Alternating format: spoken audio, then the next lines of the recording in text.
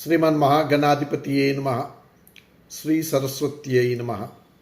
సద్గురు సాయినాథాయ నమః. శ్రద్ధ and సబూరి foundation అనే యూట్యూబ్ ఛానల్ని వీక్షిస్తున్న శ్రోతలందరికీ కూడా ఆహ్వానం పలుకుతూ అమ్మ ఒడి సాయి బడి అనే శీర్షికన మనం కొన్ని నెలల క్రితం కొన్ని వీడియోలు చేసుకున్నాం. కొన్ని అంటే రెండే అనుకుంటా బహుశా. మొదటిది గణపతి గురించి చెప్పుకున్నాం. రెండవది సాయే శివుడు అన్న శీర్షికన మనం ఒక వీడియో చేయడం జరిగింది. అందులో సాయి సకల దేవతా స్వరూపుడుగా చాలామందికి అనుభవపూర్వకంగా దర్శనాన్ని కలగజేస్తూ తెలియజేశాడు, ఆనందాన్ని పంచాడు. అలాంటి ఒక భక్తుడు, శివభక్తుడు మేఘుడు గురించి చెప్పుకున్నాం. కేవలం తన గురువు ఆజ్ఞ మేరకు షిరిడీకి వస్తూ ఉండంగా దారిలోనే సాయిబాబా ముస్లిం అని ఎవరో అంటూ ఉండంగా విని ట్రైన్లో, అదేంటి నా గురువుగారు శివభక్తుడే, నేను శివుణ్ణి తప్ప వేరెవరిని ఆరాధించనే, మరి నన్నెందుకు సాయిబాబా దగ్గరికి పంపిస్తున్నారు అని అనుకుంటూనే గురువుని కాదనలేక ఆయన షిరిడి వెళ్ళడం జరుగుతుంది. కానీ సాయిబాబా ఆయన్ని ద్వారకామాయిలోకి రానివ్వరు. అయినా గురువు ఆజ్ఞ పాటించాలి కనుక మేఘుడు అక్కడే ఉండి కొన్నాళ్ళు, ఆ తర్వాత మరలా 6 నెలల పాటు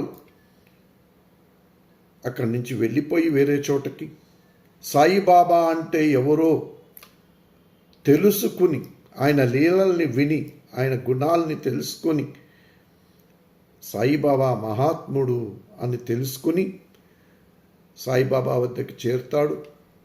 సాయి అతన్ని ద్వారకామాయిలోకి రాణిస్తారు. ఆ తర్వాత మేఘుడు సాయిబాబాకి ఎంత పరమ భక్తుడు అవుతాడంటే మొదటిసారి బాబాకి అభిషేకం చేసిన ఘనత ఆయనది. బాబా అతనికి కలలో కనపడి, అతను ఉన్న రూమ్లో, గెస్ట్ హౌస్లో ఎక్కడున్నాడో సత్రంలో, అక్కడ త్రిశూలం గీయమని చెప్తాడు. మేఘుడు అనుకుంటాడు నేను ఇదంతా కలేమో అని. కానీ బాబా వచ్చినట్టుగా ఆయనకు అక్కడే నిదర్శనం కనిపిస్తుంది, అక్షంతలో పూలు ఉండి. అయితే బాబాని అడిగితే, అవును నేను వచ్చాను, నేను రావడానికి నాకు ఏ తలుపులు అడ్డు కాదు, ఏ గోడలు అడ్డు కాదు అని చెప్తాడు. ఆ విధంగా మేఘుడు త్రిశూలాన్ని గీసి బాబా పైన పూర్తి భక్తి విశ్వాసాలతోటి బాబాయే శివుడుగా ఆరాధిస్తాడు. ఆ తర్వాత ఎవరో ఒక సాధు బాబా వద్దకి వచ్చి శివలింగాన్ని ఇస్తే, ఆ శివలింగాన్ని మేఘుడికి అందజేస్తారు. బాబా, మేఘ, ఇదిగో నీ శివుడు వచ్చాడు, జాగ్రత్తగా పూజించుకో అని చెప్పేసి. మేఘుడికి అప్పటికే పరిపూర్ణంగా అవగతమయ్యింది బాబా, ఆ శివుడే ఈ బాబా అని. ఈ విషయాలు మనం ఎపిసోడ్ 2 అమ్మ ఒడి సాయి బడిలో చెప్పుకున్నాం. ఆ తర్వాత కొద్దిగా గ్యాప్ వచ్చింది. ముందుగా సాయిబాబాకి కృతజ్ఞతలు తెలుపుకోవాలి. ఎందుకంటే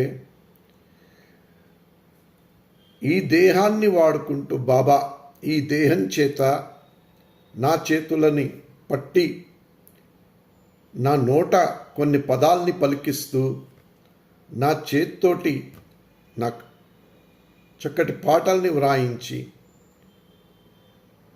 2060 పాటలు ఈనాటికి అయ్యాయి.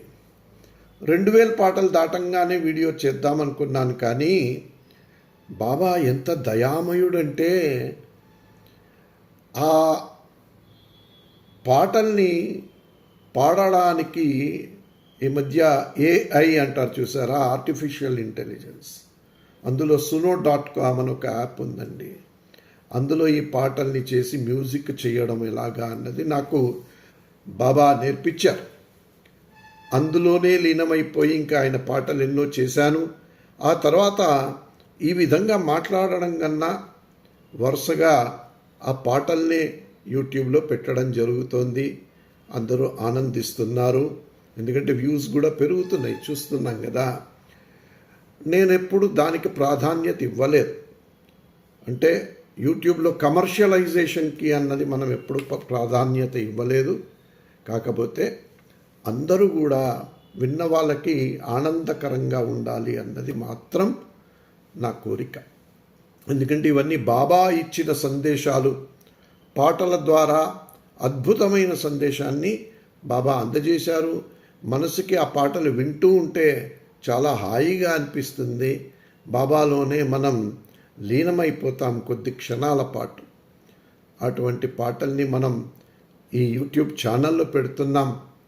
మీరందరూ వింటున్నందుకు శ్రోతలందరికీ కూడా కృతజ్ఞతలు తెలుపుకుంటూ ఈ వీడియో కూడా చివరి వరకు చూడండి. అద్భుతమైన సాయి లీలని మనం ఇందులో చెప్పుకుందాం ఇవాళ. వీడియో నచ్చినట్టయితే మీకు అందరికీ లైక్ చేయండి, షేర్ చేయండి, సబ్స్క్రైబ్ చేయండి. నలుగురికి కూడా ఈ భక్తి అన్నది మనం పంచుదాం. సమాజంలో చాలా అపోహలు ఉన్నాయి, వాటిని పోవాలి. సంశయాలు ఉన్నాయి చాలామందికి, అవి పోవాలి. భక్తి పెరగాలి, మానవతా విలువలు పెరగాలి, సమాజం హాయిగా ఉండాలి, అందరూ కూడా సుఖ సంతోషాలతోటి వర్ధిల్లాలి. ఇలాంటి సంకల్పం చేస్తూ మనం అందరికీ ఈ వీడియోని షేర్ చేద్దాం. వారిని కూడా భక్తి పదంలో అడుగులేయడానికి ప్రోత్సాహాన్ని అందిద్దాం. ఇక ఈనాటి ఈ వీడియోలో నేను చెప్పబోయేది అద్భుతమైన సాయి లీలనండి, శివుడి లీలనండి, లేదా అమ్మవారి లీలనండి. అందరూ ఒక్కటే, అందరూ ఒక్కటే. కనుక మనకి ఈ అనుభవం మొన్న శ్రీశైలం వెళ్ళినప్పుడు కలిగిందండి. శ్రీశైలం వెళ్ళడానికి కూడా బాబా ఒక కారణం చూపించారు. కైలాస మానస సరోవర యాత్ర చేయాలన్న సంకల్పంతో మనం ఒక ట్రావెల్స్ ద్వారా వెళ్ళడానికి బుక్ కూడా చేసుకున్నాం. అన్నీ ఏర్పాట్లు అయ్యాయి. కాకపోతే అది చైనాలో ఉండటం వలన కొన్ని అడ్మినిస్ట్రేటివ్ సమస్యలు వల్ల కొద్దిగా అటు ఇటుగా ఆలస్యం అవుతుంది. సరే, ఈ లోపున ఒక రోజున మార్నింగ్ వాక్కి వెళ్ళినప్పుడు నోటి నుండి శివానంద లహరి అని వచ్చిందండి. ఎంత అద్భుతమైన పదం ఇది! ఇన్నాళ్ళు ఎందుకు దూరంగా ఉన్నాను ఈ పదానికి అని నాకు తర్వాత శివానంద లహరిని అర్థం చేసుకుంటుంటే తెలిసింది. బాబా ఎంత కరుణామయుడు, దయామయుడు, ఎంతటి గురువో చూడండి. ఆయన బోధనా విషయాన్ని చూస్తే, బోధనా పద్ధతిని చూస్తే మనకు అర్థమవుతుంది. ఈ పాటలు మొదలుపెట్టి 2018 జూలైలో మొదలెడితే ముందుగా సకల దేవతా స్వరూపుడుగా బాబా ఆవిష్కరించారు. అందులో గణపతి పాటలు మొదలెడితే సుబ్రహ్మణ్య స్వామి కానివ్వండి, అమ్మవారి పాటలు కానివ్వండి, శివుడి పాట కానివ్వండి, రాముడు, ఇలాగా అందరి దేవతల పాటలు రాయడం జరిగింది. ఆ తర్వాత బాబా యొక్క గుణగణాలు బాగా అర్థం అవ్వడం మొదలెట్టాయి. సచ్చరిత్ర చదువుతుంటే మంచి అనుభవాలు, దానిలోని తత్వం అన్నది బోధపడడం జరిగింది. ఇలా ఒక అద్భుత ప్రయాణం. రాముడి గురించి లఘు రామాయణం 15 పాటల్లో రాయడం జరిగింది. శివుడి గురించి ఎన్నో పాటలు, అమ్మవారి గురించి ఎన్నో పాటలు, అహోబిల క్షేత్రం వెళ్తే అహోబిల నరసింహస్వామి మీద ఎన్నో పాటలు, మధుర మీనాక్షి, కంచి కామాక్షి, ముఖ్యమైన దేవతలందరినీ కూడా బాబా సందర్శింపచేసి యాత్రల ద్వారా మంచి అనుభవాలను అందించి ఆయా దేవీ దేవతల వరాలని వారి చేత అందించి ఒక స్థాయికి చేర్చి ఇప్పుడు అసలైన మనిషికి కావలసిన ఒక అద్భుతమైన ప్రయాణం చేయిస్తున్నారు. మనిషి జన్మెత్తినందుకు కోరుకోవలసినది ఆ పరబ్రహ్మ పరమాత్మలో ఐక్యం, ఈ జనన మరణ చక్రాల నుంచి విముక్తి పొందడం. అందుకని ఇదివరకు కూడా మనం చెప్పుకున్నాం, బాబా లక్ష్యం ఏమిటి, అవతార లక్ష్యం అంటే ప్రతి జీవిని కూడా ఆ పరమాత్మలో ఐక్యం చేయడం, జనన మరణ చక్రాల నుంచి ముక్తిని ప్రసాదించడం. దీనికి అనేక జన్మలు ఎత్తాల్సిన అవసరం ఉంటుంది. ప్రతి జన్మలోనూ కూడా సాయినాథుడు మనకి తోడు ఉంటాడు, మనకి ఒక్కొక్క మెట్టు ఎక్కిస్తూ ఉంటాడు జ్ఞానాన్ని అందించి. ఈ జ్ఞాన ప్రసరణ అన్నది ఒక ఆయన సిలబస్ ఏర్పాటు చేసుకున్నారు, ఆ సిలబస్ ప్రకారం జరుగుతుంది. అలాగా శివానందలహరి అని పలికినప్పుడు ఏమిటి ఈ శివానందలహరి అన్నది ఆలోచన చేస్తూ ఉంటే శ్రీశైలాధీశ అనే పాటని రాయడం జరిగింది. అదేంటది? నేను కైలాస మానస సరోవర యాత్ర చెయ్యాలని మనసులో సంకల్పంతో ఉంటే శ్రీశైలాధీశ అని పాటను రాయించాడు బాబా.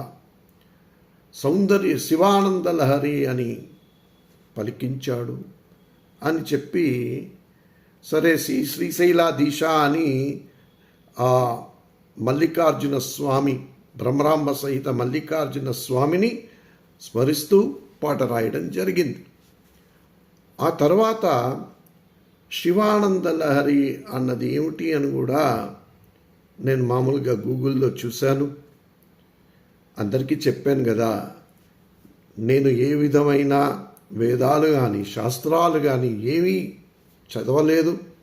ఇంగ్లీష్ మీడియం స్కూల్లోనే గవర్నమెంట్ ఆఫ్ ఇండియాలో ఉద్యోగం చేయడం తప్ప ఏమీ తెలియని వాడిని. అందులోనూ తెలుగులో అసలు ప్రావీణ్యం లేని వాడిని. తెలుగులో సాహిత్యం కానీ లేదా ఇలా పాటలు రాసేందుకు నేను ఏ విధంగామైన శక్తి లేని వాడిని. ఇలాంటి వాడిని చేత పాటలు రాయించి ఆ తత్వాన్ని మాట్లాడే యోగ్యత కలగజేసింది సద్గురు సాయినాథుడే. ఆ సర్వదేవతల కృపా కటాక్షం వల్లనే, ముఖ్యంగా శ్రీ లలితా పరమేశ్వరి అమ్మవారి కృపా కటాక్షమే, సరస్వతీదేవి కృపా కటాక్షమే. అయితే శివానందలహరి అన్నది పుస్తకాన్ని తెప్పించుకొని నేను చదివాను. డాక్టర్ పోచిన పెద్ది కామ సత్యనారాయణ గారు రచించిన శ్రీ శంకర భగవత్పాద విరచిత శివానందలహరి. దీనిలో వ్యాఖ్యానం ఉంది, దీన్ని చదువుతున్నాను. ప్రత్యేకంగా నాకు తెలియదు ఎవరిది చదవాలో కూడా. బాబా తోపించారు, ఆన్లైన్ అమెజాన్లో తెప్పించుకున్నాను. అద్భుతంగా రాశారండి ఈయన. మామూలు మనిషికి కూడా అర్థమయ్యేలా రాశారు. కొంచెం తత్వం ఉంటుంది కానీ ఇప్పటికే బాబా నాకు అన్నీ నేర్పించాడు గనక, బోధించాడు గనక నాకు అంత కష్టం అనిపించలేదు. దీన్ని పఠించడానికి కూడా ఒక రాగపరంగా అంటే కొద్దో గొప్ప గానం చేశాను కనుక మనకి మామూలుగా మంత్రాలు చదవడం వచ్చు కనుక అంత ఇబ్బంది లేకుండా చదివాను. అయితే మరి శివానందలహరి, శ్రీశైలాధీశ ఈ రెండిటిని కనెక్ట్ చేసుకుంటే వెంటనే శ్రీశైలం వెళ్ళాలన్న కోరిక మాత్రం కలిగింది. ఆయన పిలుస్తున్నాడు, అక్కడికి వెళ్ళాలి, పార్వతీ పరమేశ్వర్ల అనుగ్రహం పొందాలి అన్నది చాలా బలంగా ఇదై కోరిక బలపడి 2 రోజుల క్రితం కారులో శ్రీశైలం వెళ్ళడం జరిగింది. ఆ వెళ్ళడానికి కూడా ఒకటే ఒక రీజన్, సరే వెళ్ళాలి అదొకటే కాకుండా శివానంద లహరిని చదువుతుంటే తెలిసిన విషయం ఏమిటి అంటే శంకర భగవత్పాదుల వారు శివానంద లహరిని శ్రీశైలంలో రచించారు. చూడండి ఎంత అద్భుతమైన లింక్. చాలామందికి విషయాలు తెలుసుంటాయి కానీ నా వంటి పామరుడికి ఏమీ తెలియవు కదా. ఇప్పుడే తెలుసుకుంటున్నాను. నేను తెలుసుకున్నాను కనుక షేర్ చేద్దాం, నాలాగా తెలియని వాళ్ళు కూడా తెలుసుకుంటారు అన్న కుతూహలత. అదే కాకుండా ఆ శివుడి లీల అందరికీ చెప్పాలి, సాయి లీల అందరికీ చెప్పాలి అన్న ఒక తపన కలిగి ఈ వీడియో చేస్తున్నాను. సరే, శ్రీశైలం వెళ్ళడానికి ముఖ్య ఉద్దేశం శివానంద లహరి 100 శ్లోకాలు అక్కడ చదవాలి. వీలైతే దాంతోపాటు సౌందర్య లహరి 100 శ్లోకాలు కూడా అమ్మవారి మీద ఉన్నాయి, అవి కూడా చదవాలి. సౌందర్య లహరి ఆ తల్లి కృపతోటి, సాయి కరుణతోటి ఆల్రెడీ చదవడం జరిగింది. అది బాగానే ఒక ఫ్లోలో మంచిగా చదువుకుంటా, పారాయణ చేయగలను. లలితా సహస్రం పారాయణ చేయగలను, సౌందర్య లహరి పారాయణ చేయగలను. ఇప్పుడు శివానంద లహరి కూడా పారాయణ చేయగలిగే స్థితిని బాబా కల్పించాడు. అంతా శివ సంకల్పమే, దానిలో ఏ విధమైన సంశయం లేదు కదా. ఏది జరిగినా శివ సంకల్పమే. శివానంద లహరి, సౌందర్య లహరి, ఇన్ఫ్యాక్ట్ ఈ రెండు కూడా అంటే లహరి అంటే ఒక అల. జస్ట్ 1 నిమిషం పాటు శివానంద లహరి గురించి చెప్తాను. ఆ తర్వాత మనం అనుకున్న అందరికీ ఇంట్రెస్ట్ ఏంటంటే ఏదో లీల అన్నారు, ఏమిటి ఈ లీల అని కదా చెప్పుకుందాం. ఆ లీల గురించి మనము చెప్పుకుందాం.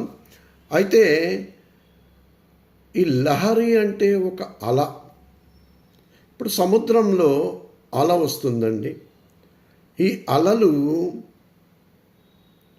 చంద్రుడి కిరణాలు పడినప్పుడు ఉప్పొంగుతాయి అవి. అలాగా మనలో భక్తి అనేది అలా ఉప్పొంగి అంటే భక్తి హృదయం నుండి ఉప్పొంగి సహస్రారం చేరాలి, ఆ శివుడిలో ఐక్యం అవ్వాలి. అలాగా అది ఒక ఆనంద అనుభూతినిస్తుంది. ఎప్పుడైతే ఈ భక్తి ఉప్పొంగుతుందో లోపల ఒక ఆనంద అనుభూతినిస్తుంది. ఈ ఆనంద అనుభూతిలోంచి ఒక స్ఫురణ కలుగుతుంది. ఆ స్ఫురణ శివపార్వతుల దర్శనం చేయిస్తుంది. ఎంత అద్భుతం అండి. ఇలాగ మనకి చాలా ఒక ఆనంద పారవస్యంలో మనం మునిగిపోతాం శివనామాన్ని స్మరించేటప్పుడు. అదేవిధంగా సాయి అంటే సాయి భక్తుల సాయి అనగానే సాయి సాయి సాయి సాయి సాయి అంటే అదొక వేరే లోకంలో ఉన్నట్టే ఉంటుంది. ఆ తన్మయత్వం అది అనుభవించే వాళ్ళకి తెలుస్తుందండి. బయట ఉండి ఉండేవాళ్ళు వీళ్ళు ఎవరో పిచ్చోళ్ళు అనుకుంటారు, లేదా వీళ్ళు ధర్మాన్ని పాటించలేదనుకుంటారు, రకరకాలుగా అనుకుంటారు. వాళ్ళతోటి ఎవరికి సంబంధం లేదు. భక్తిలో మునిగిపోయిన వాడికి వేటితోటి కూడా సంబంధం లేదు. కేవలం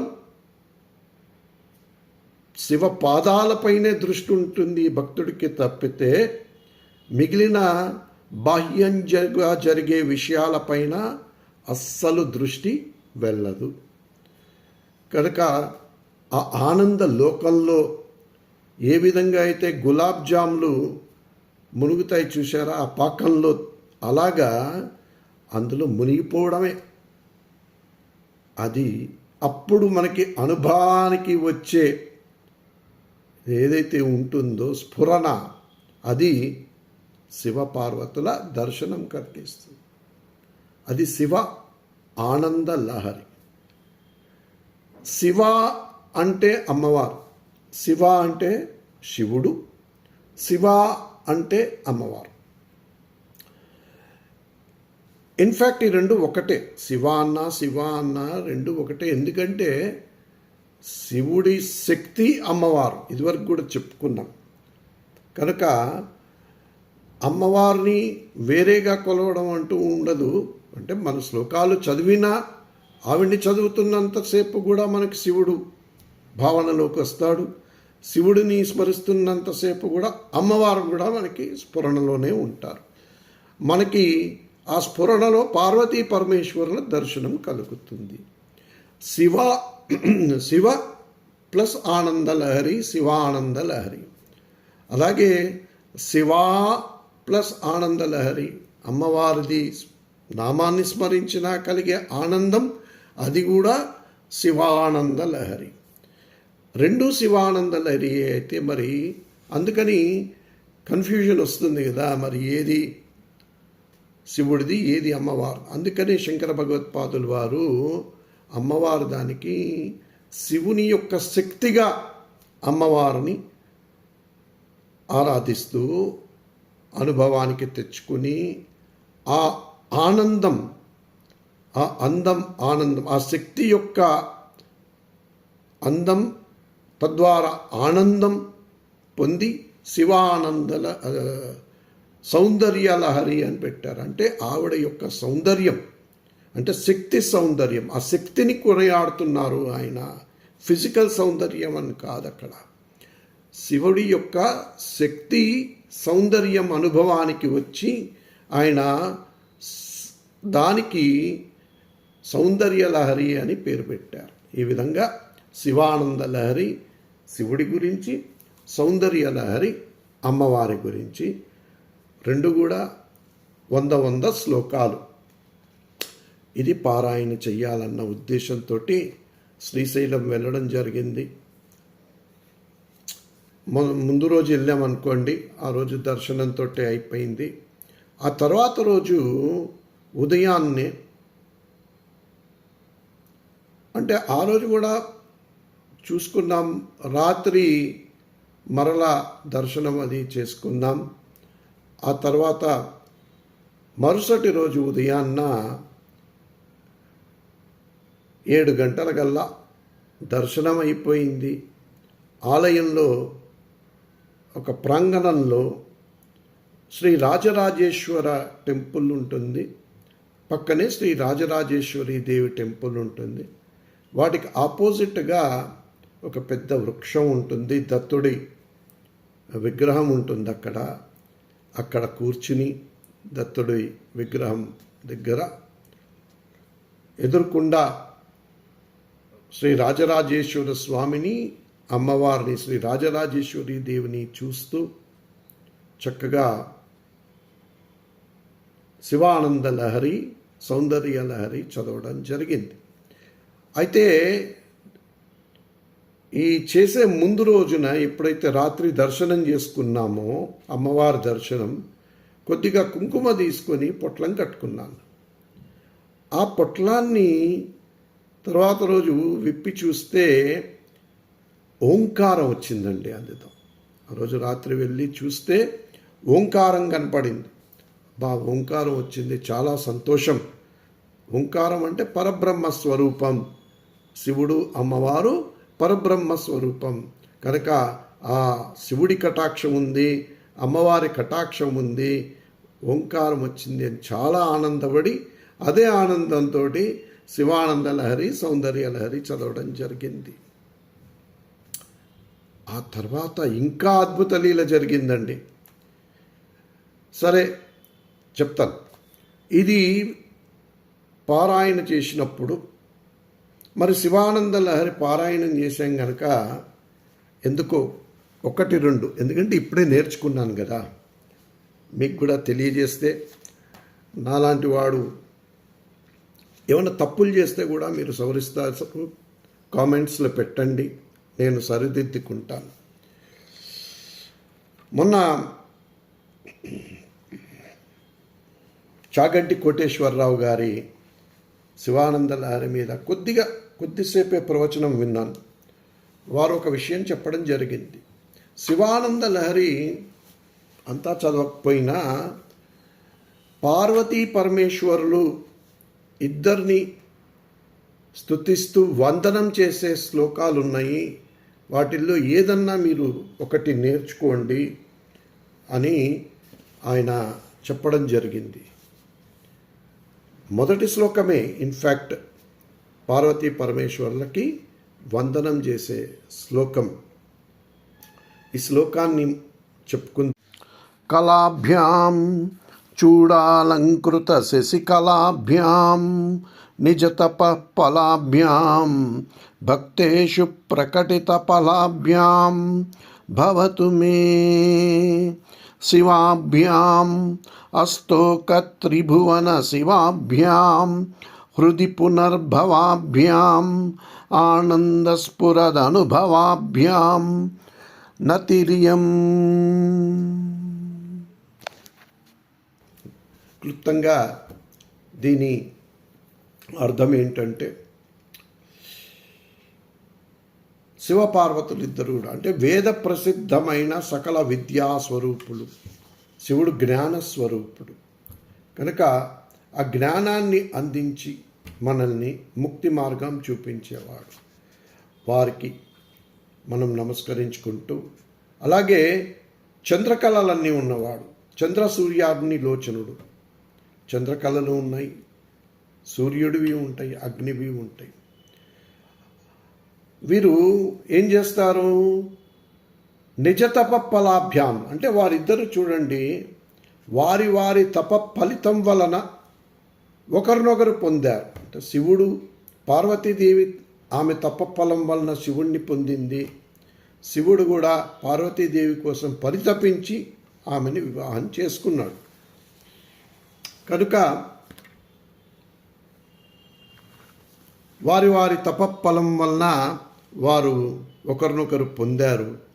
అలాగే భక్తులకి కూడా వారి తపఫలాన్ని అందజేస్తారు. ఇలాంటి శివుడు శివాభ్యాం అస్తోక త్రిభువన శివాభ్యాం అంటే ముల్లోకాలని మంగళప్రదంగా పాలించేవాళ్ళు, అందరినీ మంచిగా చూసేవారు అయిన పార్వతీ పరమేశ్వరులని మనం మనస్సునందు భావిస్తూ అందులో హృది పునర్భవాభ్యాం అంటే మళ్ళీ మళ్ళీ మళ్ళీ మనం తలుచుకుంటున్నాం. శివపార్వతుల్ని ఎప్పుడు తలుచుకున్నా, ఎన్నిసార్లు తలుచుకుంటే అన్నిసార్లు కూడా ఏమవుతుందండి? ఆనంద స్ఫురదనుభవాభ్యాం అన్నారు. అంటే ఆనందం అన్నది స్ఫురిస్తుంది. ఆ స్ఫురణలో మనకి పార్వతీ పరమేశ్వరుల దర్శనమవుతుంది.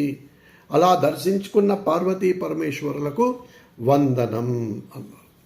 కళాభ్యాం చూడాలంకృత శశికళాభ్యాం నిజతప ఫలాభ్యాం భక్తేషు ప్రకటిత ఫలాభ్యాం భవతు మే శివాభ్యాం అస్తోక త్రిభువన శివాభ్యాం హృది పునర్భవాభ్యాం ఆనందస్ఫురదనుభవాభ్యాం నతిరియం. చూసారా, చదువుతుంటేనే ఒక రకమైన ఆనంద అనుభవం కలుగుతుందండి. అందులోనే మనకి శివపార్వతుల దర్శనం. అలాగా మరి ఈ రెండోది చూస్తే, రెండవ శ్లోకంలోనే శివానంద లహరి అన్న పదం వచ్చిందనమాట. గలంతి శంభో త్వచ్చరిత సరిత కిల్బిషరజో దలంతి ధీకుల్యా సరణిషు పతంతి విజయతాం దిశంతి సంసార భ్రమణ పరితాపోపశమనం వసంతి మచ్చేతో హ్రదభువి శివానందలహరి అని. శివ అంటేనే ఎంతో ఆనందాన్ని ఇస్తుంది. ఇంకా ఆయన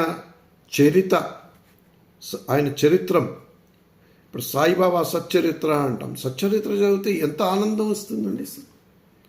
ఒక భక్తి పారవస్యంలో మునిగిపోతాం. అలాగా శివుడి చరిత్ర చదివితే, ఆయన గుణగణాల్ని తెలుసుకుంటే ఎంత అసలు మనసులోని కల్మషం అంతా పోదా అండి. కల్మిషాన్ని పోగొట్టి ఒక భక్తిలో ఒక ప్రవాహంలాగా, గంగా ప్రవాహంలాగా పొంగుతుంది. ఆ ప్రవాహం ఏం చేస్తుందంటే మన బుద్ధి ఎప్పుడైతే వక్ర మార్గంలో వెళ్తుంది కదా, ఒక్కొక్కసారి దాన్ని సరిచేయాలి కదా.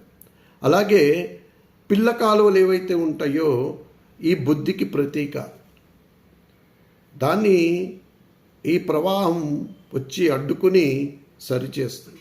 అంటే పిల్ల కాలువ ఏదైనా వచ్చి ఆ నదిలో కలిస్తే కూడా పునీతమైపోతుంది కదా, పావనమైపోతుంది కదా. అలాగే మన బుద్ధిని సరిచేసి ఆ ప్రవాహాన్ని వెళ్ళి, ఎంత అద్భుతమైన పదమో చూడండి. ఎక్కడ ఉండమన్నారాయణ? సంసార భ్రమణ పరితాప ఉపశమనం అని. అంటే దానివల్ల, ఆ ప్రవాహం వలన మనకి కలిగేదేంటి? ఈ సంసారం అనే దీనిలో మనం ఇదే నిజం అనుకుంటున్నాం, భ్రమిస్తున్నాం.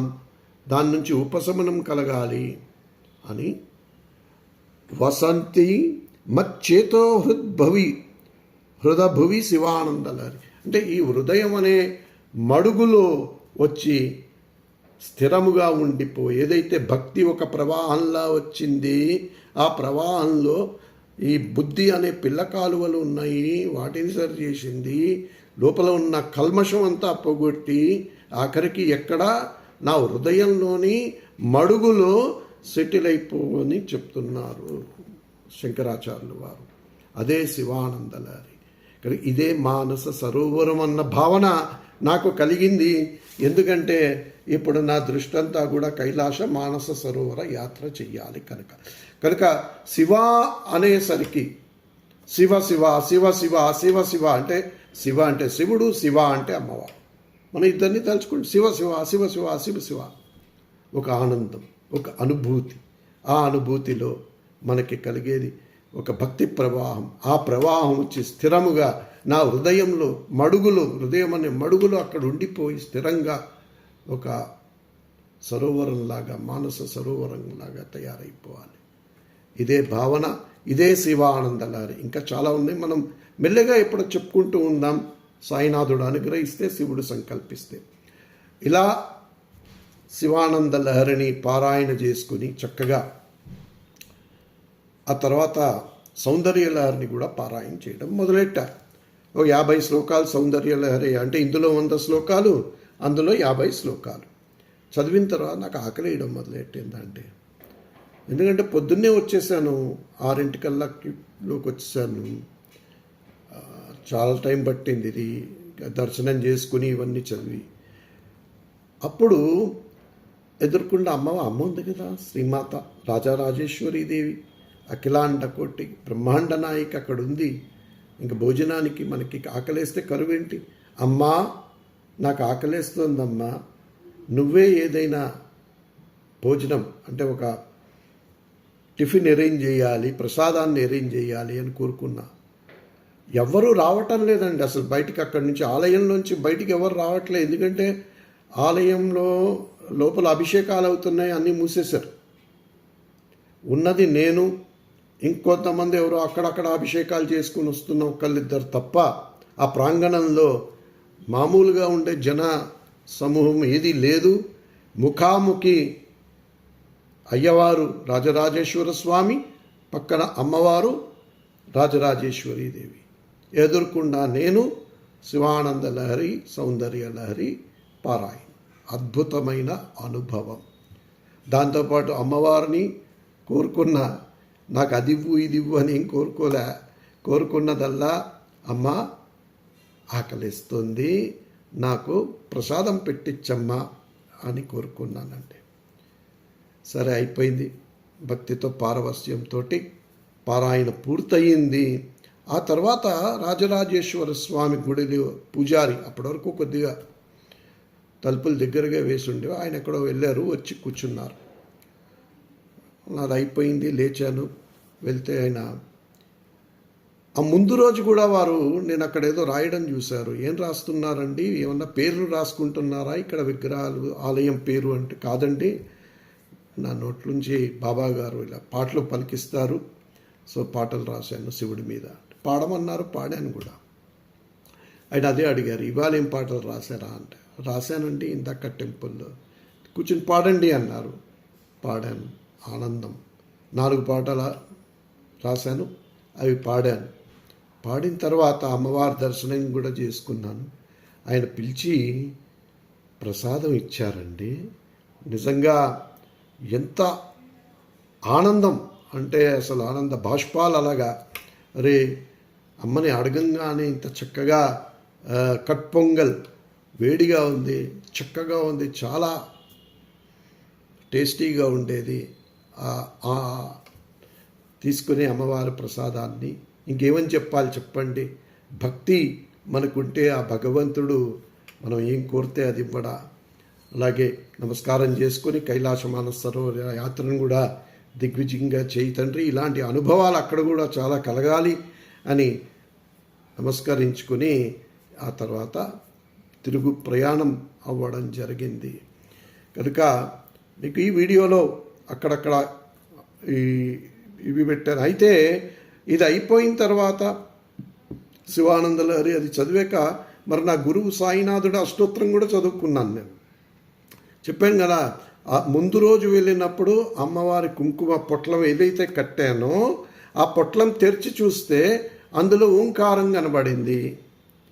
తర్వాత రోజును ఇవన్నీ చదివి సాయినాథుడి స్తోత్రం చదివిన తర్వాత మళ్ళీ అంటే ఆ పొట్లంలోని కుంకుమ లోపల పెట్టేసి ఇంట్లో అదే పేపర్ల మీద మళ్ళీ నేను పాటలు రాసుకుందామని తెచ్చుకున్నా. అది తెరిస్తే దానిపైన సాయినాథుడి ఆకారం, దివ్యమైన ఆకారం ఆ పేపర్ మీద కనబడింది. ఎంతటి అనుగ్రహం అండి ఇది! ఆ సాయినాథుని లీల, శివుడి లీల, అమ్మవారి లీల.